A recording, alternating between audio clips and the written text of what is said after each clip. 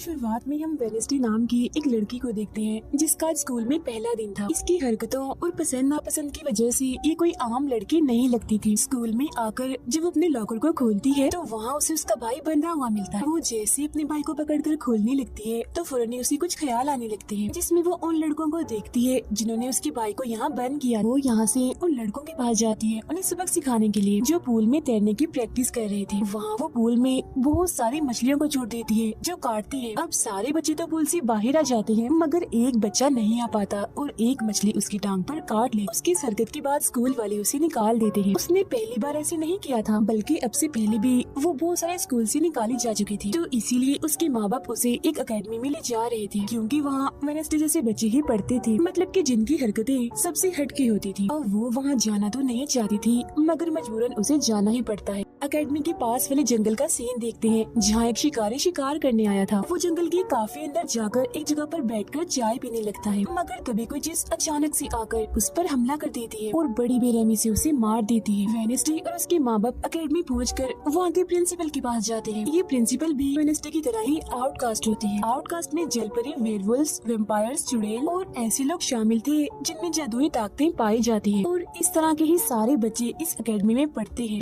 Wednesday के साथ जिसने कमरे में रहना था, यानी उसकी रूम में, उसने कमरे को काफी रंगीन बनाया हुआ था। इसीलिए सब कुछ वेनेसडे को पसंद नहीं आता, क्योंकि उसे तो बस काला रंग ही पसंद था। यहाँ का सारा माहौल देखकर वो मुंह बना लेती है। तब उसकी रूममेट उससे पूछती है, तुम ठीक हो ना, क्या हुआ तुम्हें? जिस पर उसके डैड जवाब देते हैं, मेरी बेटी बड़ी है, जेब है, काफी बोर है और बस इसे तुम जिंदा लाश समझो। अपने डैड की ये बातें सुनकर वेनेसडे उन्हें घूरने लगती है। अब उसकी रूममेट उसे पूरी अकेडमी घुमा रही थी कि तभी एक लड़का वहाँ आकर वेनेसडे से उसकी फेसबुक आईडी मांगता है, जिस पर वो कहती है, मैं कोई भी सोशल मीडिया इस्तेमाल नहीं करती, क्योंकि सोशल मीडिया हड्डियों को सड़ा देने वाली सिर्फ एक बीमारी है और कुछ भी नहीं। जाने से पहले वेनेसडे की मॉम उसे कहती है, अब तुम यहाँ से कभी भाग नहीं पाओ। जिस पर वो कहती है, देख लीजिएगा, मैं आपसे वादा करती हूँ कि जल्दी मैं यहाँ से भाग जाऊंगी। वहाँ से जाते वक्त उसके डैड वहाँ एक हाथ छोड़ देते हैं ताकि वो वेनेसडे पर नजर रख सके। उधर जंगल में जब पुलिस छानबीन करने आती है तो उन्हें उस शिकारी की लाश के टुकड़े अलग अलग जगहों पर पड़े मिलते हैं। ऐसा हादसा वहाँ पहली बार नहीं हुआ था, बल्कि तीसरी बार ऐसा हुआ कि अकेडमी के इस जंगल में कोई मारा गया। और वेनेसडे अपने कमरे की सारी रंगीन चीजें हटा देती है और अपने रूममेट से कहती है, शोर मत करो, कमरे में शांति बनाओ, क्योंकि ये मेरे नॉवल लिखने का वक्त। मगर वो तो गाना लगाकर डांस करने लगती है, जिससे वेनेसडे को गुस्सा आ गया था और वो उसे गाना बंद करने को कहती है। तो वो रूममेट अपने पंजे दिखाकर उसे डराने लगती है, क्योंकि वो थी एक वेयरवुल्फ, मतलब कि आधी इंसान और आधी वुल्फ। तभी इधर एक टीचर आती है जो काफी अच्छी थी और वो वेनेसडे को वेलकम के तौर पर एक फूल गिफ्ट देती। अब अगले दिन जब वेनेसडे कहीं जा रही थी तो उसके डैड का छोड़ा हुआ वो हाथ छुप छुप कर उसे देख रहा था और फिर तभी उसके ऊपर एक स्टैचू गिरने वाला था, मगर बिल्कुल ठीक वक्त पर एक लड़का जिसका नाम जेवियर है उसे बचा लेता। लेकिन इस हड़बड़ी में वो बेहोश हो गई थी और जब उसे होश आती है तो बजाय जेवियर का शुक्रिया अदा करने की वो उसे कहती है कि मुझसे ये उम्मीद मत रखना कि मैं तुम्हारी शुक्रगुजार रहूंगी, क्योंकि तुमने मुझे बचाकर गड़बड़ कर दी, मेरी इतनी अच्छी मौत को टाल दिया। तब जेवियर कहता है, मैं तुम्हें काफी पहले से जानता हूँ, जब हम 10 साल के थे तब हमारी मुलाकात हुई थी, हम दोनों खेल रहे थे तो मैं जाकर एक ताबूत में छुप गया, लोग मुझे जलाने ही वाले थे मगर तुमने मेरी जान बचा ली और आज मैंने तुम्हारी जान बचाकर हिसाब बराबर कर। वेनेसडे जब अपने कमरे में आती है तो उसे अपने बेड पर कुछ महसूस होता है। वो जैसे बिस्तर हटाती है तो वहाँ उस हाथ को देखकर फौरन उसे पकड़ लेती है और पूछती है, तुम कौन हो और यहाँ क्या कर रही हो? जिस पर वो कहता है, मुझे तुम्हारे डैड ने तुम पर नजर रखने को कहा है, वो ही मुझे यहाँ पर छोड़ कर गए हैं। और वो उसे कहती है, मगर आज के बाद तुम मेरे लिए काम करोगी, वरना मैं तुम्हें हमेशा हमेशा के लिए दराज में बंद कर दूंगी। तो वो इस चीज के लिए मान जाता है कि ठीक है, मैं हर तरह से तुम्हारी मदद करूंगा।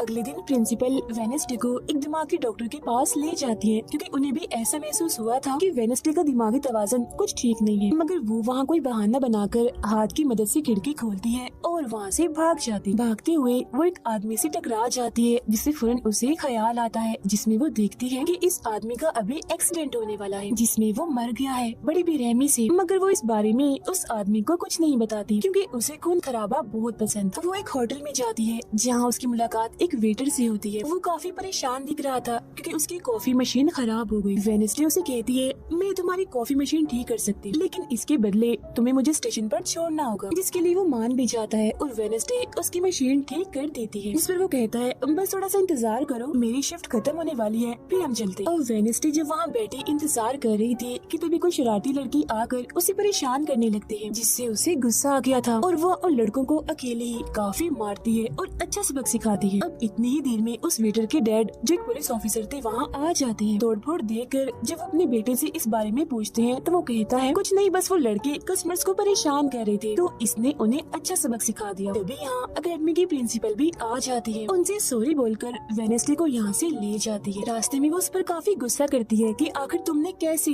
अकेडमी से भागने की कोशिश की। तभी उन्हें रास्ते में एक एक्सीडेंट हुआ नजर आता है, जो उसी आदमी का था जिससे वेडनेसडे टकराई थी। जो देख प्रिंसिपल घबरा जाती है, कहती है, मेरी दुआ है ड्राइवर को कुछ ना हुआ हो। जिस पर वेडनेसडे कहती है, वो तो मर गया है और उसकी गर्दन भी टूट गई है। फिर अकेडमी में आने के बाद वेडनेसडे गिटार बजाने लगती है। वो काफी अच्छा बजा रही थी, जिसकी धुन प्रिंसिपल के साथ साथ काफी बच्चों को भी पसंद आती। रूममेट जब कमरे में आती है तो उसकी नजर हाथ पर पड़ती है, जिस बारे में वो वेडनेसडे से पूछती है कि ये क्या चीज है। जिस पर वो जवाब देती है कि ये हमारे एडम फैमिली का एक मेंबर है। अब हम एक अनजान लड़के को देखते हैं जो लाइब्रेरी में जाकर एक किताब से एक सफा फाड़ लेता है, जिस पर एक तस्वीर बनी हुई। उधर हाथ मीटर के घर पहुंच जाता है, जिसे देख वो काफी डर गया था और उसे मारने लगता है। फिर हाथ उसे बैठने का इशारा करके उसे वेडनेसडे का नंबर देता है और उसे फोन करने का कहता है। फिर जब वेटर उसे कॉल करता है तो वो कहती है कि हमारी अकेडमी में एक त्योहार मनाया जाने वाला है जहाँ सभी बच्चे आएंगे। मैं वहाँ से भागने वाली हूँ और अगर तुम मुझे स्टेशन तक पहुँचा दोगे तो मैं तुम्हें काफी अच्छा इनाम दूंगी। जिस पर वो वेटर मान भी जाता है। जब वो त्योहार में जाती है तो देखती है कि प्रिंसिपल की नजर मुझ पर ही है, इसीलिए वो एक आदमी को पैसे देकर प्रिंसिपल का ध्यान भटकाने का कहती है। अब वेटर वहाँ आकर वेडनेसडे के जाने से पहले उसे उसके डैड का एक पुलिस रिकॉर्ड तोहफे में देता है, जो उसने अपने डैड की फाइल्स में से चुराया था, क्योंकि उसके डैड एक पुलिस ऑफिसर जो थे। अब उस रिकॉर्ड को लेकर जैसे वो यहाँ से जाने लगती है तो तभी वो उसी लड़के से टकरा जाती है जिसने बुक में से तस्वीर को फाड़ा था। टकराते ही वेडनेसडे को उस लड़के की मौत के ख्याल आने लगते हैं कि वो थोड़ी देर में मरने वाला है, जो बहुत ही भयानक थी। वो लड़का जंगल की तरफ जाने लगता है तो वेडनेसडे भी उसके पीछे जाती है और कहती है, रुक जाओ, जंगल में मत जाओ, तुम्हारी जान को खतरा है, तुम मर जाओगे। मगर तभी वो उसे अपने जादू से उड़ाकर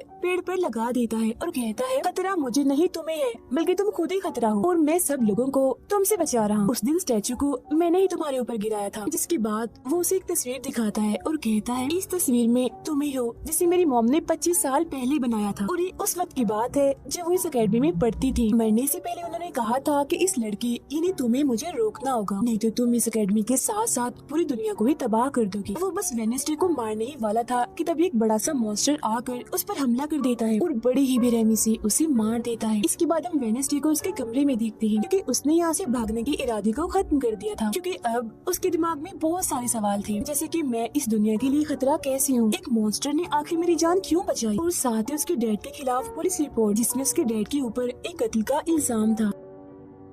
अब अगले दिन पुलिस ऑफिसर वहाँ आते हैं, क्योंकि वेडनेसडे ने ये रिपोर्ट लिखवाई थी कि उस अनजान लड़के की मौत मैंने अपनी आंखों से होती हुई देखी जंगल में। मगर पुलिस को वहाँ ना कोई लाश मिलती है और ना ही कोई ठोस सबूत। तो वेडनेसडे से पूछते हैं कि आखिर तुम इतनी रात को जंगल में कर क्या रही थी। जिस पर वो कहती है, मैंने जंगल में उस लड़के को जाते हुए देखा था और जब मैंने उसका पीछा किया तो देखा कि एक मॉन्स्टर ने आकर उसे मार दिया है, जिसके बाद मैं बेहोश हो गई। तो फौरन प्रिंसिपल पुलिस ऑफिसर से कहती है, उस लड़के का कोई कत्ल नहीं हुआ, वो जिंदा है, बस से भाग गया है, इसीलिए आपको वेडनेसडे की बातों का यकीन नहीं करना चाहिए। अक्सर इसे इस तरह के दौरे पड़ते रहते, हम इसका इलाज करवा रहे हैं, जल्दी ये ठीक हो जाएगी। फिर जब प्रिंसिपल वहाँ से जाती है तो वो ऑफिसर से कहती है कि जंगल में कोई तो है जो सबको मार रहा है और उसी ने उस लड़के को भी मारा है। मगर तभी वहाँ वो लड़का आ जाता है जो जिंदा था और बिल्कुल सही सलामत भी। अब अगले दिन जब वेडनेसडे को डॉक्टर के पास ले जाया जाता है तो वो उससे पूछती है कि क्या तुमने ये अफवाह इसलिए फैलाई किसी भी की तवज्जो तुम पर हो जाए, यानी कि तुमने उस लड़के की मौत होते हुए देखा। जिस पर वो कहती है, मैं जानती हूँ मैंने क्या देखा है,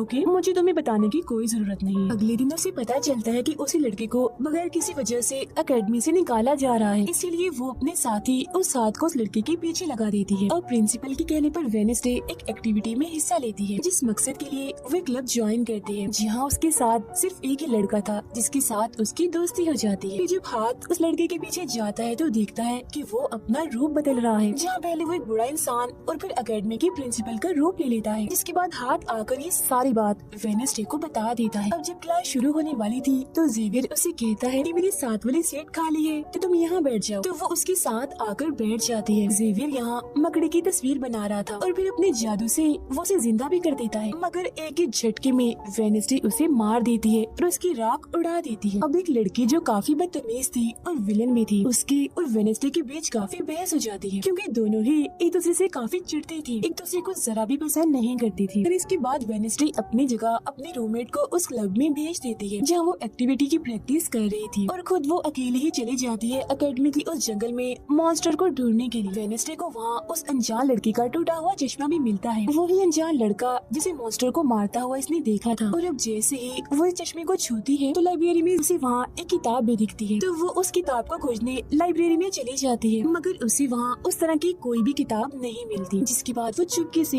जेवियर के कमरे में चली जाती है, क्योंकि वो लड़का और जेवियर एक ही कमरे में रहती थी। वेडनेसडे और हाथ यहाँ पर उस किताब को ढूंढ रहे थे, मगर तभी यहाँ जेवियर आ जाता है, जिस वजह से वो बेड के नीचे छुप जाते हैं। तभी जेवियर के पास वो विलन लड़की भी आती है और उसे कहती है तुम मुझसे क्यों नाराज हो, अच्छा गुस्सा छोड़ो, सुलह कर लो, जिस पर वो मना कर देता है। अब उसके इनकार पर विलन लड़की को लगने लगता है कि ये सब वो वेडनेसडे की वजह से कर रहा है, इसीलिए वो कहती है कि कल मैं वेडनेसडे समेत तुम्हारे सभी साथियों की कश्तियों की धज्जियां उड़ाने वाली हूँ। बेड के नीचे छुपे वेडनेसडे और हाथ भी उसकी ये बात सुन लेते। कमरे में वापस आने के बाद वेडनेसडे अपने रूममेट से कहती है कि कल जो कश्तियों की रेस होने वाली है मैं भी उसमें हिस्सा लूँ, और कुछ भी हो जाए उस घमंडी लड़की यानी विलन को मैं हरा कर ही रहूंगी। अब अगले दिन जब रेस शुरू होती है तो बताया जाता है कि इस मुकाबले का कोई भी असूल कानून नहीं है, जो भी टीम सबसे पहले गुफा में जाकर झंडे को लाएगी वही टीम जीत जाएगी। जिसके फौरन बाद गेम शुरू हो जाती है और विलन भी अपनी चालें चलना शुरू कर देती। वो अपने एक जलपरी साथी की मदद से एक टीम की कश्ती को तुड़वा देती है, जिससे वो पूरी टीम पानी में गिर जाती है। मगर फिर जब वो जलपरी वेडनेसडे की कश्ती की तरफ आ रही थी तो हाथ उससे पहले ही जाल फेंककर उसे जाल में फंसा लेता है। अब किनारे तक सिर्फ 3 ही टीम्स पहुंच पाती है, और जब सारे लोग झंडा लेने अंदर जाते हैं तो रूममेट अपने पंजों से जोकर टीम की कश्ती में छेद कर देती है। फिर सभी के साथ वेडनेसडे जब झंडा लेकर आ रही थी तो उसे एक ख्याल आता है, जिसमें वो अपनी ही जैसी एक लड़की को देखती है जिसके हाथ में किताब थी। होश में आने पर झंडा लेकर वो वापिस से कश्ती में चली जाती है। जोकर्स की कश्ती तो छेद होने की वजह से वहीं पर ही डूब जाती है, जबकि जलपरी दोबारा से वेडनेसडे की कश्ती पर हमला करने लगती है, मगर हाथ पानी में जाकर जलपरी को जोर से मुक्का मार। अब वेडनेसडे अपनी कश्ती से बहुत सारे तीर निकाल कर विलन की कश्ती में छेद कर देती है, जिससे उसकी कश्ती डूब जाती है और वेडनेसडे की टीम इस रेस को जीत जाती है। अब ये 4 साल में पहली बार हुआ था जब उस विलन को किसी ने हराया था, इसीलिए आज वो गुस्से में आग बगोला हुई। रात के वक्त वेडनेसडे एक स्टैचू के पास जाती है जिसके हाथ में किताब थी। किताब पर लिखी एक पहेली को जैसे ही वो सुलझाती है तो वहाँ एक रास्ता खुल जाता है। जैसे ही उसके अंदर जाती है तो देखती है कि यहाँ उसके मॉम डैड के अलावा और भी बहुत सारे लोगों की तस्वीरें लगी हुई है। उसे वहाँ वो किताब भी मिल जाती है जिसकी वो तलाश कर रही थी, मगर जैसे ही वो उस किताब को वहाँ से लेकर जा रही थी कि तभी अचानक से कोई आकर उस पर हमला कर देता है, जिससे वो बेहोश हो जाती है। अब उसे जैसे ही होश आती है तो देखती है कि उसे कुछ लोगों ने बंदी बनाया हुआ है, जिन्होंने मास्क भी लगाए हुए थे, मगर उनकी आवाज सुनते ही वेडनेसडे उन्हें पहचान लेती है और कहती है कि मैंने तुम्हें पहचान लिया है, तुम अपने अपनी मास्क हटा सकते हो। असल में ये लोग और कोई नहीं बल्कि विलन और उसके साथी थे। इसी दौरान वो अपनी रस्सी भी खोल चुकी थी और वहाँ से जाने लगती है, मगर जाते जाते वो कहती है तुम सब छोटे बच्चे हो, अगवा करना भी तुम्हें ठीक से नहीं आता। वापिस आने के बाद वो उस तस्वीर को किताब पर लगाकर मुकम्मल करती है जिसे उस लड़के ने किताब से फाड़ लिया था और वो उसे पढ़ने लगती। अब अगले दिन प्रिंसिपल सभी बच्चों को एक प्रोजेक्ट देती है जिसमें उन्हें शहर की सारी दुकानों पर जाकर काम करना था। शहर पहुंचने के बाद वेडनेसडे जेवियर को वो किताब दिखाकर पूछती है कि क्या तुम इस किताब को पहचानते हो, जिस पर वो कहता है हाँ, इस किताब को लेकर मेरे और उस लड़के के बीच में लड़ाई भी हुई थी जिसके बारे में तुमने कहा था कि मॉन्स्टर ने उस पर हमला कर दिया था। ये किताब एक जादूगर की है और 30 सालों से भी ज्यादा पुरानी है, तो तुम इसके साथ क्या कर रही हो। ये सुन वो उसे पूछती है तुम उस जादूगर के बारे में और क्या जानते हो। वो कहता है कुछ खास नहीं, अगर तुम उस जादूगर के बारे में जानना चाहती हो तो तुम्हें उसके घर जाना होगा जो काफी पुराना एक खास घर है। अकेडमी के सारे बच्चे भी अलग अलग दुकानों में जाकर काम करने लगते हैं। वेडनेसडे एक वेट्रेस बनी थी, मगर उसका नखरा गुस्सा देखकर कोई भी उसे खाने की चीज नहीं लेता। वेडनेसडे का दोस्त पेस्ट्री खा रहा था कि तभी शरारती बच्चे आकर उसे परेशान करने लगते हैं और बस फिर होना क्या था, वेडनेसडे वहाँ आती है और उन्हें खूब मारती है। इसके बाद वो अपने उस दोस्त को लेकर जादूगर के घर जाती है ताकि वो सारी सच्चाई जान सके कि आखिर बात क्या है, और उस किताब के बारे में भी। उसे वहाँ जादूगर की बहुत सारी चीजें और एक पेंटिंग भी दिखाई देती है। पेंटिंग में वो उसी लड़की को किताब पकड़े हुए देखती है जो उसे गुफा के पास भी दिखी थी। उसके ख्याल में जब उनकी रेस में वेडनेसडे झंडा लेने गई, फिर उसे वहाँ इस पेंटिंग वाले लड़की की किताब भी मिल जाती है, मगर वो खाली थी क्योंकि वो नकली थी। इतनी ही देर में वहाँ एक औरत आती है तो वेडनेसडे उसे असली किताब के बारे में पूछती है, जिस पर वो कहती है कि वो किताब तो चोरी हो गई थी और इस वक्त तुम जहाँ खड़ी हो ये भी उस जादूगर का असली घर नहीं है। इसके बाद वेडनेसडे वेटर से मिलने उसकी होटल जाती है और उससे जादूगर के असली घर के बारे में पूछती है तो वो उसे असली घर के बारे में बता भी देता है, जहाँ से वेडनेसडे अकेले ही उस घर में चली जाती। वहाँ उसे एक बूढ़ा आदमी मिलता है जो उसे कहता है ये मेरी जगह है, मेरा घर है, निकलो यहाँ से। तब ये सुन वेडनेसडे का साथी वो हाथ उसके मुंह पर ही हमला कर देता है, जिससे डरकर वो आदमी वहाँ से भाग जाता है और वेडनेसडे को यहाँ से कुछ नहीं मिलता, इसीलिए वो यहाँ से जाने लगती है। मगर जब वो दरवाजे से बाहर जाती है तो फौरन उसे एक ख्याल आता है, जिसमें वो देखती है कि वो जादूगर एक लड़की को चुड़ैल साबित करके इस घर में बंद कर देता है, जहाँ उससे पहले और भी बहुत सारे लोग बंधे हुए थे। ये सारे लोग आउटकास्ट के थे, यानी कोई वेम्पायर था, कोई जलपरी, कोई वेयरवुल्फ तो कोई चुड़ैल। इसीलिए जादूगर इन सबको शैतान समझता था। इस तरह के सभी लोगों को यहाँ कैद करने के बाद वो इस पूरे घर में आग लगा देता है। वो बच्ची जिसे जादूगर ने चुड़ैल साबित किया था वो अपनी मॉम को आजाद करने की कोशिश करती है, मगर नहीं कर पाती क्योंकि सभी लोगों को जंजीर की मदद से जमीन के साथ बांधा हुआ था। सिर्फ वो बच्ची ही आजाद थी, इसीलिए अपनी माँ के कहने पर उसे बेसमेंट के जरिए वहाँ से भागना पड़ता है। जिसके बाद वो जादूगर जो बेहद ही जालिम था सभी आउटकास्ट के लोगों को जला देता है। तभी वो लड़की वेडनेसडे के पास आती है और कहती है वो बहुत ही जालिम है, हम सबको मार देगा। तब इतनी ही देर में वो जादूगर भी वहाँ आ जाता है, जिससे वेडनेसडे डर जाती है और वापस से होश में मतलब कि मौजूदा वक्त में आ जाती है। होश में आते वो हाथ से कहती है मैंने उस लड़की को देख लिया, उसने मुझसे बात भी की, मुझे लगता है वो मेरे खानदान की कोई मेंबर है। तभी यहाँ जंगल वाला मॉन्स्टर आकर इस घर पर हमला कर देता है, मगर जब उसकी नजर वेडनेसडे पर जाती है तो वो यहाँ से भाग जाता है। वेडनेसडे और हाथ उसका पीछा करते हैं, मगर देखते हैं कि मॉन्स्टर के कदमों के निशान तो इंसानी पैरों के निशान में बदल गए। अगले दिन उस जादूगर की मूर्ति को इज्जत के तौर पर इस जगह पर लगाया जाने वाला था, क्योंकि शहर के लोग तो उसे अपना हीरो ही मानते थे। और आज वेडनेसडे को वहाँ गिटार बजाने के लिए बुलाया गया था, लेकिन वो लोग जैसे मूर्ति लगाकर अपना काम करने लगते हैं तो तभी वो हाथ नीली फेंक कर मूर्ति को आग लगा देता है, क्योंकि वेडनेसडे के कहने पर उसने पहले ही मूर्ति पर पेट्रोल डाल दिया था। आग देखकर सारे लोग वहाँ से भाग जाते हैं, मगर वेडनेसडे अभी भी वहाँ बैठी गिटार बजा रही होती है। साथ ही वो मूर्ति को जलता हुआ देखकर खुश भी हो रही थी। अब प्रिंसिपल को वेडनेसडे पर यह शक था, मगर उसके खिलाफ प्रिंसिपल के पास कोई सबूत नहीं था। अब जादूगर के जिस पुराने घर में वेडनेसडे गई थी, जहाँ वो बूढ़ा आदमी था, वो अभी भी वहीं रुका हुआ था। मगर तभी वो मॉन्स्टर वहाँ आता है और उस बूढ़े आदमी पर हमला कर देता है। लेकिन मरते मरते वो बूढ़ा आदमी मॉन्स्टर की 2-3 तस्वीरें अपने कैमरा में बना ही लेता है। पुलिस को जब ये खबर मिलती है तो फौरन छानबीन करने पहुँच जाती है, जहाँ उन्हें बूढ़े आदमी के कैमरा से मॉन्स्टर की तस्वीर भी मिल जाती है।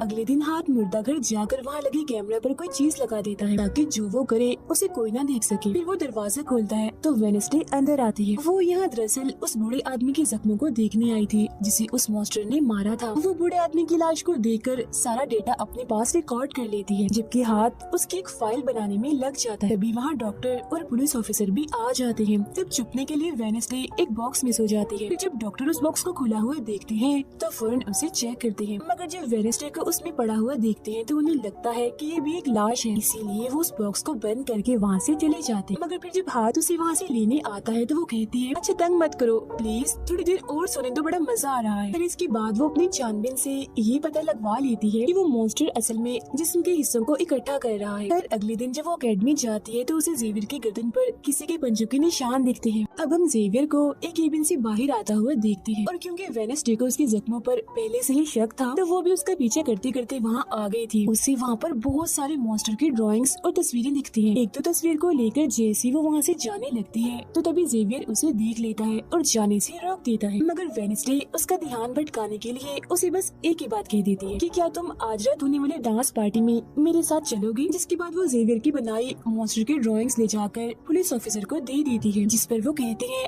इससे हम किसी को भी नहीं पकड़ सकते, कोई ठोस सबूत लेकर आओ। अब वेडनेसडे अपनी सारी रिसर्च को अपने दोस्त के सामने रख देती है ताकि वो उसकी मदद कर सके। उनमें से एक ड्राइंग को देखकर उसका दोस्त कहता है कि मैं इस जगह के बारे में जानता हूँ। जिसके बाद वो वेडनेसडे को उस जगह पर ले जाता है जो एक गुफा थी, जिसके अंदर जाकर उन्हें बहुत सारी हड्डियाँ और एक हथकड़ी भी मिलती है। थोड़ा छानबीन करने पर उसे वहाँ एक नोकदार बड़ा सा नाखून भी मिलता है, जिसे वो अपने पास रख लेती है। जिसके बाद वो जेवियर के पेंटिंग वाले केबिन में जाती है और डस्टबिन से एक कपड़ा जिस पर खून लगा हुआ था उसे निकाल कर अपने पास रख लेती है। फिर जैसे वो वहाँ से जाने लगती है तो तभी वहाँ जेवियर आ जाता है और उसे उससे पूछता है, तुम यहाँ मेरे कैबिन में क्या कर रही हो? उसकी बात डालकर वो उसे पूछती है, ये जो चोट तुम्हारी गर्दन पर है ये तुम्हें कैसी लगी? तो वो बताता है कि पिछले कुछ दिनों से ये मॉन्स्टर मेरे सपनों में आ रहा है, इसीलिए मैं इसकी ड्राइंग्स बनाता हूँ। मगर एक दिन मैंने अपने जादू पर से कंट्रोल खो दिया और ड्राइंग के अंदर से मॉन्स्टर की पंजे ने निकलकर मुझे नोच लिया। लेकिन अब क्योंकि वेडनेसडे उस पर शक कर रही थी, इसीलिए वो उस पर काफी गुस्सा करता है और फौरन उसे यहाँ से जाने का कहता है। अब वेडनेसडे वो खून लगा कपड़ा और नाखून जाकर पुलिस ऑफिसर को दे देती है और कहती है, ये लो ठोस सबूत और बेशक डीएनए टेस्ट करवा लो, मेरे ख्याल से इतना सबूत काफी होगा, है ना?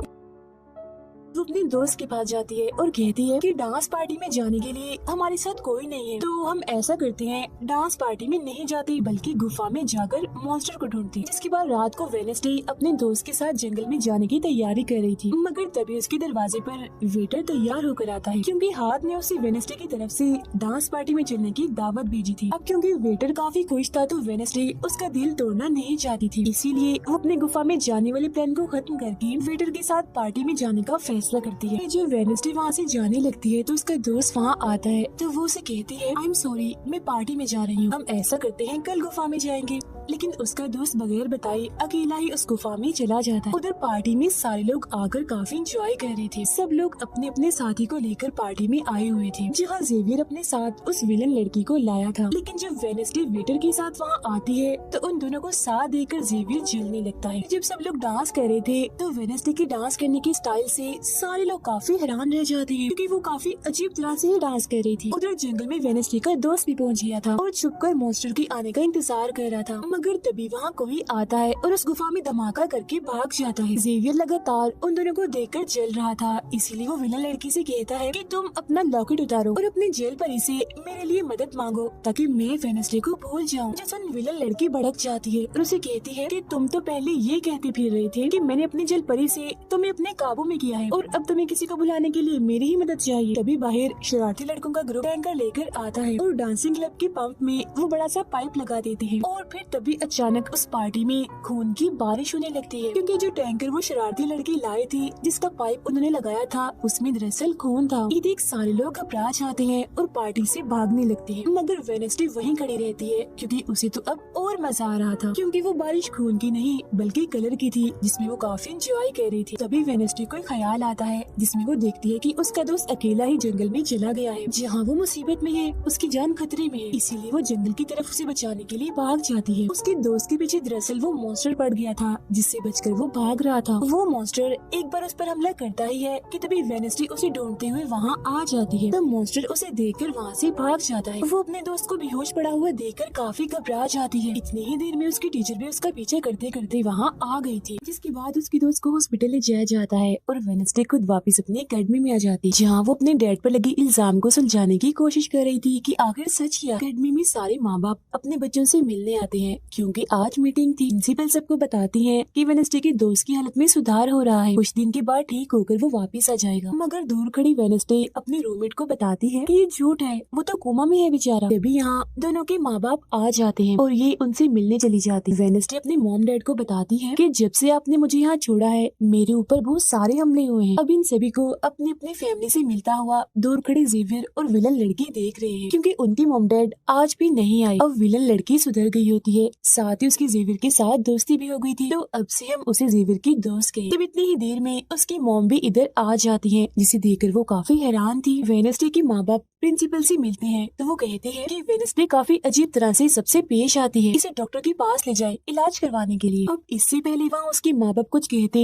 फौरन वो बोल पड़ती है कि रुकिए जरा डैड, मैं आपसे कुछ पूछना चाहती हूँ। ये देखिए एक लड़का जिसका नाम गैरेट है, इसके कत्ल का इल्जाम आपके सर पर क्यों है और ये कौन था? तो वेडनेसडे की मॉम उसे कुछ भी बताने से इनकार कर देती है, तो वो अपनी मॉम को ये कहकर यहाँ से चली जाती है कि मत बताइए, बाकी सबूत मैं खुद ढूंढ लूँ। वो सीधा जाते हैं हॉस्पिटल अपने दोस्त से मिलने, जहाँ उसका ख्याल वेडनेसडे का साथी हाथ रख रहा था। अब पता चलता है कि डॉक्टर ने अपनी जान ले ली है और ये डॉक्टर वही था जिसकी मुर्दा खाने से वेडनेसडे बूढ़े आदमी की लाश को देखने आई। मरने से पहले डॉक्टर ने एक खत भी छोड़ा था जिसमें लिखा हुआ था कि मैं गैरेट के केस पर शर्मिंदा हूँ क्योंकि मैंने उसकी झूठी रिपोर्ट बनाई थी। अब जब सारे लोग खाना खा रहे थे तो तभी वहाँ पुलिस ऑफिसर आकर वेडनेसडे के डैड को पकड़ लेता है और कहता है कि गैरेट की मौत के इल्जाम में तुम्हें गिरफ्तार किया जा रहा है। जेल में वेडनेसडे अपने डैड से मिलने जाती है, पूछती है कि बताएं गैरेट से आपका क्या वास्ता था। तो वो बताते हैं कि गैरेट तुम्हारी मॉम से बहुत प्यार करता था। फिर एक दिन जब तुम्हारी मॉम और मैं साथ थे तो गैरेट ने आकर मुझ पर हमला कर दिया। मैंने अपना काफी बचाव किया, जिस दौरान गलती से उसकी मौत हो गई। ये सुन वेनेसडे को उनकी बात थोड़ी झूठी लगती है। फिर वो पुलिस ऑफिसर के पास जाती है, कहती है मेरे डैड ने गैरेट को नहीं मारा और ये उनके खिलाफ साजिश की जा रही है। जिस पर वो कहता है दुनिया तुम्हारे हिसाब से नहीं चलती, हमारे पास सबूत आ गए हैं तुम्हारे डैड के खिलाफ। वो कहती है मैं नहीं मानती और मेरा ख्याल है कि जिसने मेरे दोस्त को मारने की कोशिश की उसने ही गैरेट को मारा होगा। पार्क में रूममेट अपनी मॉम के साथ बैठी थी, जहाँ उसकी मॉम चाहती है कि वो पूरी तरह एक वेयरवुल्फ बन जाए और वो उसे एक डॉक्टर के पास जाने का कहती है, मगर रूममेट ऐसा नहीं चाहती, इसलिए वो यहाँ से चली जाती है। अब वेनेसडे अपनी मॉम के पास जाती है ताकि वो सारी सच्चाई जान सके। उसकी मॉम खुफिया लाइब्रेरी में थी। वो अपनी मॉम से कहती है कि आपने मुझे इस अकेडमी में इसलिए भेजा ना ताकि मैं हमेशा आपकी परछाई बन के रहूं। जिस पर उसकी मॉम कहती है कि ये सिर्फ अकेडमी ही नहीं बल्कि पहले यहाँ एक ग्रुप हुआ करता था जिसकी बुनियाद तुम्हारे डैड की फैमिली की एक औरत ने रखी थी जिसका नाम गुडी था। वो कहती है मैं ये जानना चाहती हूँ कि डैड ने तो गैरेट को नहीं मारा तो फिर किसने मारा है। तब उसकी मॉम सच्चाई बताती है कि जब मैं वहाँ गई तो मैंने देखा कि तुम्हारे डैड और गैरेट आपस में लड़ रहे थे। मैंने उन्हें रोकने की कोशिश की मगर गैरेट तुम्हारे डैड को काफी बुरी तरह से मार रहा था। मैंने फौरन तलवार उठा ली और फिर जैसे गैरेट मेरे पास आने लगा तो तलवार उसके आर पार हो गई और वो मारा गया। मगर तुम्हारे डैड ने मेरी जान बचाने के लिए तलवार मुझसे ले ली ताकि सारा इल्जाम उन पर आ जाए। वेनेसडे कहती है मगर मुझे पता चला था कि जब गैरेट मरा तो उसके मुंह से झाग निकल रही थी। ऐसा तो सिर्फ तब होता है जब किसी ने जहर लिया हो। अब सच पता करने का सिर्फ एक ही रास्ता है, गैरेट की कब्र को खोदना। जिसके बाद वो अपनी मॉम के साथ मिलकर गैरेट की कब्र को खोद देती है और वहाँ से उसकी एक उंगली ले लेती है। मगर तभी इधर पुलिस आकर उन दोनों माँ बेटी को गिरफ्तार कर लेती है। जेल में वेनेसडे गैरेट की उंगली अपने मॉम डैड को दिखाती है, कहती है कि उसकी मौत जहर से हुई थी। मगर जैसे उसके हाथ इस उंगली पर लगते हैं उसे फौरन एक ख्याल आता है जिसमें वो देखती है कि गैरेट के डैड ने उसे जहर दिया था ताकि वो इस पूरे अकेडमी के लोगों को मार डाले। मगर जब उसकी लड़ाई वेनेसडे के डैड से हुई तो जहर की बोतल टूट गई जिससे सारा जहर गैरेट के अंदर चला गया। जिसका मतलब साफ था कि उसने वो वेनेसडे के डैड को ही नहीं बल्कि पूरी अकेडमी को ही खत्म करने आया था। जेल से रिहा होने के बाद वेनेसडे और उसकी मॉम मेयर के पास जाती हैं, कहती है आपने गैरेट की मौत के सच को छुपाया, उसकी मौत जहर से हुई थी न कि तलवार से और ये बात साबित भी हो गई है। जो सुन मेयर सब कुछ सच बता देता है जिसके बाद वेनेसडे के डैड को भी रिहा कर दिया जाता है। अब वेनेसडे अपनी मॉम को बताती है कि मुझे बहुत ख्याल आते हैं, जिस पर उसकी मॉम कहती है कि ये खासियत हमारे खानदान में है, ख्याल सबको आते हैं, अगर ख्याल हमारे कंट्रोल में ना रहे तो ये हमें पागल बना सकते हैं, इसीलिए हमारे खानदान के पुराने लोग आकर हमें आसान रास्ता बताते हैं और ट्रेनिंग देते हैं। तो वेनेसडे फौरन बोलती है जैसे गुडी एडम्स जिसके बारे में आपने बताया था कि वो मेरे डैड के खानदान की है। जिस पर उसकी मॉम कहती है कि मुझे नहीं पता, बहरहाल तुम होशियार रहना, क्योंकि गुडी एडम्स बदला चाहती थी जिसके चक्कर में वो खुद भी नहीं बच पाई। फिर सबके माँ बाप अपने अपने बच्चों से मिलकर जा रहे थे। रूममेट अपनी मॉम को कहती है आप फिक्र मत करना, जब मुझे वेयरवुल्फ बनना होगा मैं बन जाऊंगी। जाने से पहले वेनेसडे की मॉम उसे वही किताब देती है जो अक्सर प्रिंसिपल के पास हुआ करती थी। वो किताब लेकर वेनेसडे प्रिंसिपल के पास जाती है, कहती है कि उस अनजान लड़की को आपने मारा था, मैंने देखा था, जिसके बारे में मैंने कहा था कि उसे मॉन्स्टर ने मारा है, क्योंकि वो आप ही हो जो खुद को बदल बदल कर लोगों को मार रही हो। मैं ये बात अब पुलिस को बता दूंगी। जिस पर प्रिंसिपल कहती है नहीं, उसे मैंने नहीं मारा, बल्कि वो तो अपनी ताकतों पर से कंट्रोल खो बैठा था और उस दिन उसने तुम्हें मारने की भी कोशिश की थी। इनकी बातों के दौरान इन्हें बाहर से शोर सुनाई देता है। ये चेक करने जब वहाँ जाती है तो पता चलता है कि बाहर ग्राउंड में आग से कुछ लिखा हुआ। अब वेनेसडे अपने चारों तरफ मोमबत्तियां जला के बैठी थी क्योंकि वो गुडी को बुलाने की कोशिश कर रही, मगर तभी इधर उसकी रूममेट आ जाती है। साथ ही उसे एक खत भी मिलता है जिसमें कोई उसे गुफा में मिलने बुलाता है। जब वेनेसडे अपनी रूममेट के साथ वहाँ जाती है तो गुफा के अंदर जाने के बाद उसे एहसास होता है कि यहाँ कोई है। यहाँ दरअसल जेवियर और उसके साथी थे जो वेनेसडे को सरप्राइज देना चाहते थे क्योंकि आज उसकी बर्थडे थी। यहाँ वेनेसडे को एक लाइन लिखी हुई दिखती है कि जब मैं लौटूंगा तो शोले बरसेंगे। इसे जैसे वो हाथ लगाती है तो उसे ख्याल आता है जिसमें वो उसी लड़की से मिलती है जो अक्सर उसे नजर आया करती थी, और ये और कोई नहीं बल्कि गुडी ही है। वो वेनेसडे को एक महल दिखाकर कहती है कि अगर तुम्हें उस जादूगर के बारे में जानना है तो तुम्हें इस महल को ढूंढकर यहाँ आना होगा। जब वो ग्राउंड में खड़ी उस लाइन को देख रही थी जहाँ आग से कुछ लिखा था तो तभी उसके पास जेवियर आता है जिससे वो बात नहीं करती क्योंकि नाराज थी। उसे लग रहा था कि हो ना हो जेवियर ही वो मॉन्स्टर है। फिर वो अपने दोस्त के पास हॉस्पिटल जाती है जो अभी भी बेड पर था और उसकी हालत भी खराब थी, इसीलिए वो उसे कोई बात नहीं कर पाती। अब वेडनेसडे अपने दोस्त वेटर से मिलने जाती है और उसे उस महल जो गुडी ने दिखाया था उसकी तस्वीर दिखाकर पूछती है कि क्या तुम इस जगह के बारे में जानते हो, जिस पर वो मना कर देता। अब यहाँ तो उसका काम नहीं हुआ, इसीलिए वो तस्वीर को लेकर जेवियर के पास जाती है और उससे भी वही सवाल करती है कि क्या तुम इस जगह के बारे में जानते हो। मगर तभी उसकी नजर इसी महल की पेंटिंग पर जाती है जो जेवियर ने पहले से ही बनाई हुई थी, जिस पर वो बताता है कि ये जगह रात को मेरे सपने में आई थी तो मैंने इसे बना दिया। अच्छी बात ये थी कि जेवियर इस जगह के बारे में जानता भी था। तब उससे महल का पता लेकर वेडनेसडे वहाँ पहुँच जाती है जहाँ मेयर पहले से ही मौजूद था, और क्योंकि वो जान गया था कि असली कातिल कौन है तो वेडनेसडे उसकी गाड़ी में ही छुप जाती है। मगर जैसे मेयर की गाड़ी शहर में पहुँचती है तो कोई उनकी गाड़ी को ठोक देता है, जिससे मेयर का एक्सीडेंट हो गया था। वो काफी जख्मी हो जाते हैं, उनकी हालत मरने वाली हो गई। फिर अब रात के वक्त वेडनेसडे वेटर और अपने रूममेट के साथ उसी महल में आती है। यहाँ उसे ऐसा महसूस होता है जैसे कोई इधर रह रहा है, क्योंकि मोमबत्तियाँ गर्म थी और एक कमरा बिल्कुल साफ था। इतनी ही देर में वो मॉन्स्टर भी यहाँ आ जाता है, जिससे बचने के लिए ये लोग छुप जाते हैं। ये लोग देखते हैं कि जिन जिन लोगों पर मॉन्स्टर ने हमला किया था उनके जिस्म के कटे हुए हिस्से यहाँ पर पड़े हुए हैं। अब वेडनेसडे अपने दोस्तों को मॉन्स्टर से बचाना चाहती थी, इसीलिए वो उन्हें यहाँ से ले जाती है। ये वेटर के घर जाते हैं जहाँ जैसे उसकी डैड आते हैं तो वेडनेसडे उन्हें कहती है कि मैं आपको कुछ दिखाना चाहती हूँ, क्योंकि वो पुलिस ऑफिसर जो थे वो जब उन्हें महल में ले जाती है तो वहाँ पर कुछ भी नहीं था। मतलब जिस्म के कटे हुए हिस्से जो पहले यहाँ पर रखे हुए थे अब वो वहाँ पर नहीं पड़े थे, जिससे पुलिस ऑफिसर को गुस्सा आ जाता है और वो कहते हैं कि आज के बाद तुम मेरे बेटे से नहीं मिलोगी। अब जब वेडनेसडे एकेडमी आती है तो वहाँ उसे प्रिंसिपल मिलती है जो कहती है कि तुम्हें मैंने कहीं भी जाने से मना किया था मगर तुमने मेरी बात ना मानकर अच्छा नहीं किया। जिस पर वो जवाब देती है मैं सच का पता लगवाने गई थी, इसीलिए मैं माफी नहीं मांगूंगी, मैंने कुछ गलत नहीं किया है। जिसके बाद वो प्रिंसिपल को एक पेंटिंग भी दिखाती है जिसमें वो जादूगर था और वेडनेसडे खुद थी। बताती है कि इसीलिए वो अनजान लड़का मुझे मारना चाहता था, क्योंकि उसे लग रहा था कि एकेडमी के लिए मैं खतरा हूँ, मगर खतरा दुश्मन कातिल तो कोई और ही है, जबकि मैं तो इस एकेडमी और सबको बचाना चाह रही हूँ, तो मुझे एक मौका मिलना चाहिए। प्रिंसिपल कहती है नहीं, तुम कहीं नहीं जाओगी, आगे से ऐसी कोई भी गलती की तो मैं तुम्हें एकेडमी से निकाल दूंगी। और वहाँ से वो ये कहकर चली जाती है। वो जब अपने कमरे में वापस आती है तो देखती है कि रूममेट अपना सामान पैक कर रही है क्योंकि वो यहाँ से जा रही है। वो गुस्से में वेडनेसडे से कहती है कि तुम्हें सिर्फ अपना काम ही निकलवाना आता है, फिर चाहे इसके लिए तुम्हारे दोस्तों की जान क्यों न चली जाए, आज वो अजीब सा मॉन्स्टर हमें भी मार देता। जिसके बाद वो यहाँ से चली जाती है और वेडनेसडे बिल्कुल अकेली रह गई थी, इसीलिए कमरे में एक जगह बैठकर वो उस बॉक्स को देखने लगती है जो वो जादूगर के महल से चुरा कर लाई थी। उसी बॉक्स के नीचे एक खत मिलता है जिसमें वेडनेसडे की अपनी ही बहुत सारी तस्वीरें होती हैं, जो देख वो कहती है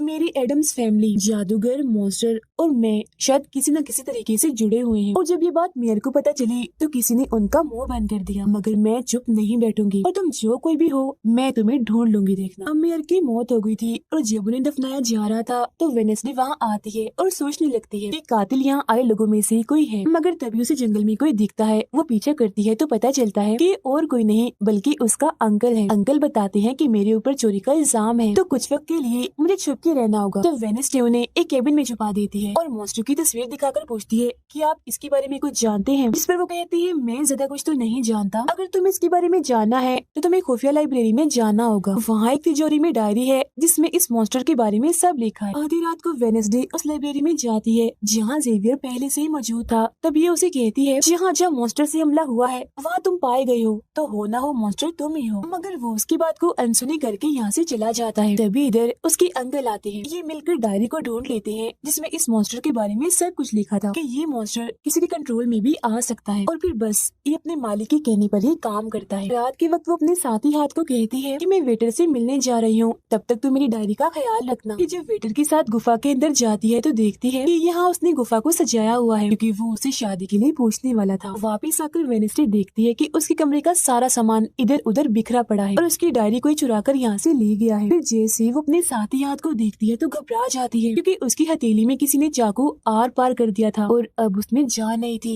वो मर गया था। फिर वो हाथ को लेकर जल्दी से अपने अंकल के पास आती है और दुखी होती हुई कहती है प्लीज अंकल कैसे भी करके हाथ को जिंदा कर दीजिए। तब अंकल बार बार बिजली के झटके उसे देते हैं जिससे वो जिंदा हो जाता है। वो उसे पूछती है अच्छा तुम पर हमला किसने किया था, जिस पर इशारों से वो बताता है कि मैंने नहीं देखा क्योंकि हमला पीछे से हुआ था। जिस पर वेडनेसडे गुस्से से भर जाती है, कहती है चाहे कुछ भी हो जाए मैं उसे नहीं छोड़ूंगी, वो जो भी है। और वो प्रिंसिपल को आकर कहती है किसी ने मेरे कमरे में तोड़ फोड़ कर दी है, साथ ही कोई इस डायरी को भी चुरा कर ले गया है। वो कहती है वो डायरी तो खुफिया लाइब्रेरी में थी, तो तुम्हारे पास कैसी आई? तुम ऐसी हरकतें मत करो कि एकेडमी को बंद करना पड़े, ऐसा मैं होने नहीं दूंगी। फिर जब वेडनेसडे वहाँ से जा रही थी तो तभी उसके पास उसके साथी आते हैं और उसे जानकारी देते हैं कि गैरेट जिसकी मौत का इल्जाम तुम्हारे डैड पर था, उसकी मॉम को किसी ने डबोकर मारा था और मरने से पहले उनकी सारी प्रॉपर्टी एक डॉक्टर ने हथिया ली थी। डॉक्टर नाम सुनकर वेडनेसडे को दिमागी डॉक्टर पर शक होता है, इसीलिए वो सीधा उनके पास जाती है। कहती है कि मैं जानती हूँ आपके अंदर गैरेट की मॉम की आत्मा है जो सबसे अपनी मौत का बदला लेना चाहती है, अब बस कर दो, तुम्हारा खेल खत्म हुआ। जिसके बाद वो यहाँ से चली जाती है। ये सारी बातें सुन डॉक्टर को जरा भी समझ नहीं आती कि ये क्या बोल रही थी, इसीलिए वो फौरन प्रिंसिपल को कॉल करती है। कहती है वेडनेसडे आई थी, उसका बर्ताव काफी अजीब था, उल्टी उल्टी बातें कर रही थी वो। अब तभी यहाँ मॉन्स्टर आ जाता है जो डॉक्टर पर हमला करके उन्हें मार देता है। अब डॉक्टर तो मर गई थी, इसीलिए वेडनेसडे की शक की सुई अब जेवियर पर आ जाती है, इसीलिए वो उसे मिलने उसकी कैबिन में जाती है। यहाँ उसे मरे हुए लोगों का सामान भी मिलता है जिससे उसका शक और पक्का हो जाता है। अब तभी इधर पुलिस भी आकर जेवियर को पकड़ लेती है क्योंकि पुलिस को यहाँ पर वेडनेसडे ने ही बुलाया था। अब जब वेडनेसडे कमरे में आती है तो उसकी रूममेट वापस आ गई थी। कहती है तुम्हारा और मेरा कोई ताल्लुक है, मैं तुम्हारे साथ रहना चाहती हूँ, मैंने तुम्हें और हाथ को बहुत याद किया। फिर इसके बाद वेडनेसडे वेटर के पास जाती है जहाँ उसे फिर से कुछ ख्याल आने लगते हैं जिनमें वो दिखती है कि मॉन्स्टर और कोई नहीं बल्कि वेटर ही है जिसे वो पसंद करती है। मगर फिलहाल वो उसे कुछ नहीं कहती, उसे एक जगह पर लाती है और फिर कहती है कि जेवियर को तो फंसाया जा रहा है जबकि असली मॉन्स्टर तो तुम ही हो। मगर वो इसके लिए बार बार मना करता है। तभी यहाँ वेडनेसडे के सारे दोस्त भी आ जाते हैं और वेटर को पकड़कर कुर्सी से बांध देते हैं। अब वेडनेसडे उस पर जुल्म करना चाहती है मगर उसके दोस्त ऐसा करना नहीं चाहते, इसीलिए वो यहाँ से चले जाते हैं। फिर जैसे ही वो वेटर को मारने के लिए आगे बढ़ती है कि तभी वेटर के डैड पुलिस ऑफिसर यहाँ आ जाते हैं और वेडनेसडे को गिरफ्तार कर लेते हैं। हालांकि वो उन्हें कहती भी है कि असली कातिल आपका बेटा है, वही मॉन्स्टर है ये, मगर वो उसकी एक नहीं सुनते। फिर जब वो यहाँ से जा रही थी तो वेटर उसके पास आता है, कहता है कैसा लगा हारना, अभी तो और भी बहुत कुछ होना बाकी है बच्चों। जिसके बाद प्रिंसिपल भी वेडनेसडे को कह देती है कि तुमने सारी हदें पार कर दी, इसीलिए तुम्हें एकेडमी से निकाला जा रहा है। लेकिन अभी भी वो बार बार एक ही बात कह रही थी कि वेटर ही असली मॉन्स्टर है, मगर फिर भी वो उसकी एक नहीं सुनती और जाने का कहती है। तब आखिरी बार वेडनेसडे जेवियर से मिलने जाती है जो जेल में बंद था और उससे नाराज भी था क्योंकि वेडनेसडे ने उसे पुलिस के हवाले किया था। हालांकि वो उसे बताती भी है कि मॉन्स्टर वेटर है और उसने मेरे जरिए तुम्हें फंसाया है। वो उसकी एक नहीं सुनता, कह देता है कि सारी मुसीबत की जड़ तुम हो, अगर तुम ये एकेडमी छोड़ के चली जाओगी तो कुछ भी गलत नहीं होगा। ये बात सुनने के बाद वो एक सेकंड भी नहीं रुकती और यहाँ से चली जाती है। वो अपने कमरे में आकर अपना सारा सामान पैक करती है, जिसके बाद वो सभी से आखिरी मुलाकात करती है। सबसे आखिर में वो अपने दोस्त से मिलने हॉस्पिटल में जाती है। कहती है मैं तो जा रही हूँ, तुम अपना ख्याल रखना और हाँ बाहर मत निकलना, बाहर मॉन्स्टर हो सकता है। और उस दिन गुफा में धमाका करने वाला और कोई नहीं बल्कि प्रिंसिपल ही थी। जिस पर वो कहता है नहीं, धमाका करने वाले के जूते लाल थे जबकि प्रिंसिपल कभी भी लाल जूते नहीं पहनती। ये बात सुनकर वेडनेसडे को पता चल जाता है कि असली कातिल कौन है। वो अपनी उसी टीचर के पास जाती है जिसे सब पसंद करते थे और कहती है बाकी लोग तो बिला वजह मारे गए हैं जबकि असली कातिल तो तुम ही हो। तुमने ही वेटर को अपने कंट्रोल में करके उसे मॉन्स्टर बनाया और धीरे धीरे उसे अपना गुलाम बना लिया, अपने इशारों पर नचाकर लोगों को उसके जरिए मरवाया। तभी यहाँ वेटर भी आ जाता है जिसे वो टीचर कहती है जल्दी करो, वेडनेसडे को मार दो। लेकिन दरअसल की वेटर नहीं थी बल्कि प्रिंसिपल थी जो रूप बदल कर यहाँ पर आई थी। और अब टीचर प्रिंसिपल के गले में जहर का इंजेक्शन घुसा देती है जिससे प्रिंसिपल बेचारी मारी जाती है। फिर वो वेडनेसडे को भी बांध कर जादूगर की गुफा में ले आती है। गुफा में आकर वेडनेसडे को पता चल जाता है कि जिन मरे हुए लोगों के जिस्म के हिस्सों को इकट्ठा किया गया था वो दरअसल जादूगर को दोबारा से जिंदा करने के लिए किए गए थे। तभी यहाँ टीचर जो असली विलन थी वेडनेसडे को बताती है कि जब गुडी ने जादूगर को मारा था तो गुडी ने अपने खून से जादूगर की कब्र पर एक ताला लगा दिया था और अब जादूगर को जिंदा करने के लिए हमें गुडी की फैमिली मतलब एडम्स फैमिली की ही किसी इंसान का खून चाहिए, साथ ही पूरे चांद की रात भी हो। और अब हमें ये सुनहरी मौका मिल गया है जादूगर को जिंदा करने का, क्योंकि एडम्स फैमिली से तुम हो और आज पूरे चांद की रात भी है, हम तुम्हारा खून लेंगे। जिसके बाद टीचर वेडनेसडे के हाथ पर कट लगा देती है जिससे उसका खून निकलने लगता है। फिर वो उसके खून से जादूगर की कब्र का ताला खोल देती है और फिर अगले ही पल जादूगर भी जिंदा होकर अपनी कब्र से बाहर आ जाता है। बाहर आते ही वो वेडनेसडे को चाकू मार देता है जिससे वो जख्मी हो जाती है। इसके बाद वो एकेडमी को खत्म करने के लिए चला जाता है। अब तभी यहाँ गुडी एडम्स आती है और वेडनेसडे को बिल्कुल ठीक कर देती है, मतलब कि उसकी जख्म, और कहती है मैंने तुम्हें ठीक तो कर दिया है मगर अब की बाद मैं तुम्हें नजर नहीं आऊंगी। जंगल की रास्ते से जब वेडनेसडे जा रही थी तो तभी उसके सामने वेटर आ जाता है। उसे टीचर कंट्रोल कर रही थी इसीलिए वो मॉन्स्टर बनकर उस पर हमला कर देता है। वो बस उसे मारने ही वाला था कि तभी यहाँ एक वेयरवुल्फ आ जाती है, जो और कोई नहीं बल्कि रूममेट थी, जो आज पहली बार वेयरवुल्फ बनी थी, वो भी सिर्फ वेडनेसडे को बचाने के लिए। यहाँ वेयरवुल्फ और मॉन्स्टर के बीच काफी खतरनाक लड़ाई होती है, जिसमें वेयरवुल्फ मॉन्स्टर पर भारी पड़ रही थी और उसे काफी मारती है, अच्छा मजा चखाती है। इसके बाद वेडनेसडे जादूगर से लड़ने उसे रोकने के लिए अकेडमी में आ जाती है, जहाँ वेडनेसडे को बचाने के लिए जेवियर पहुँच जाता है। अब जैसे जादूगर जेवियर को मारने वाला था तो तभी सामने वेडनेसडे आ गई थी और वो बेचारी खुद जख्मी हो जाती है, मगर फिर भी वो जेवियर को कहती है कि तुम यहाँ से जाओ और बाकी अकेडमी वालों को बाहर निकालो, क्योंकि ये हम जैसे आउटकास्ट के लोगों को नहीं छोड़ेगा। जिसके बाद वो फिर से खड़ी हो जाती है, उसके हाथ में तलवार भी थी, जिसकी मदद से वो जादूगर से लड़ती है, मगर जादूगर काफी ताकतवर था, इसीलिए वो उसके सामने नहीं टिक पाती। वो बस उसे मारने ही वाला था कि तभी इधर जेवियर की दोस्त आकर जादूगर का ध्यान भटका देती है, जिस दौरान मौका देकर वेडनेसडे उठती है और तलवार के एक टुकड़े को जादूगर के दिल के आर पार कर देती है, क्योंकि ऐसा उसे गुडी एडम्स ने करने को कहा था। जी हाँ, जादूगर एक बार फिर से मर जाता है और उन्हें उसका जिस्म जलने लगता है और राख बनकर उड़ जाता है। जादूगर के मरते ही यहाँ वो टीचर आ जाती है, जिसके हाथ में गेंद थी, जिसे वो वेडनेसडे पर तान देती है, क्योंकि वो उसे मारना चाहती है। मगर तभी यहाँ वेडनेसडे का दोस्त भी आ गया था, जिसके पास बहुत सारी मधुमक्खियाँ थी। वो उन सभी मधुमक्खियों को टीचर पर छोड़ देता है, जिससे उसका भी काम तमाम हो जाता है। जब वेडनेसडे अपने मिशन में कामयाब होकर बाहर आती है, जहाँ सारे लोग खड़े थे, तो वो वहाँ अपने रूममेट को भी देखती है, जो अब वेयरवुल्फ से अपने असली रूप में आ गई थी। यहाँ वो दोनों पहली बार गले मिलती हैं, मगर हैरत, अब वेडनेसडे को